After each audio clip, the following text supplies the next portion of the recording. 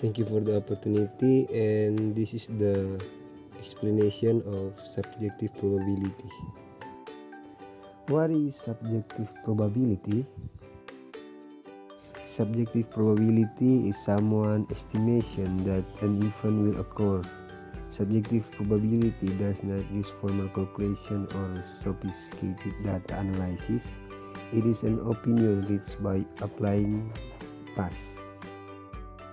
Understanding subjective probability. In most types of probability, quantitative information is interpreted to determine the likelihood of something happening. However, subjective probability does not base its probability on quantitative information, is affected by personal belief, and contains no formal calculation. When the probability of something happening differs from person to person, it's likely a subjective probability. How subjective probability works? Subjective probabilities differ from person to person and contain a high degree of personal bias. Subjective probability can be contrasted with objective probability, which is the computed probability that an event will occur based on analysis in which its measure is based on a recorded observation or a long history of collected data. What is it used for? If subjective probability is so open to bias, why use it at all?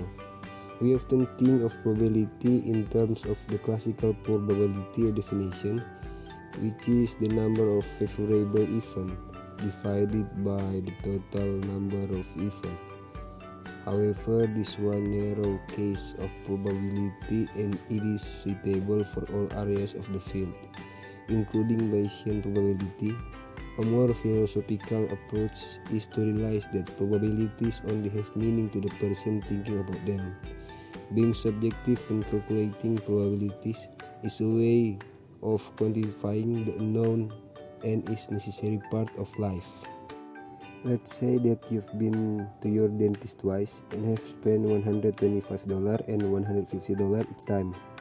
You hear through the grapevine that the dentist has upgraded his office and that his fees have skyrocketed, and you have the choice. The first is guesstimate that you budget $300 to cover the potential bill, and the second is go to the dentist with no idea what the cost is going to be, retrieve a bill for $370 and completely destroy your budget. Example of subjective probability.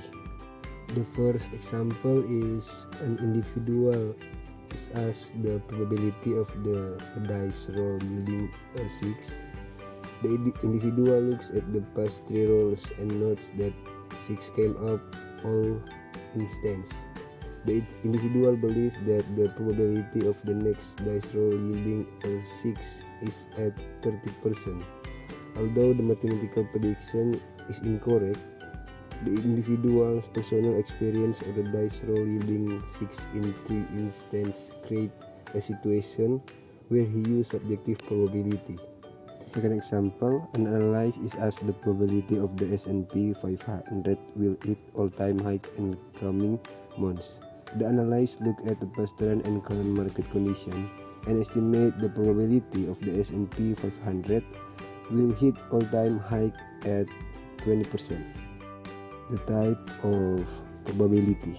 The first is objective, and in objective there is two. The first is empirical probability.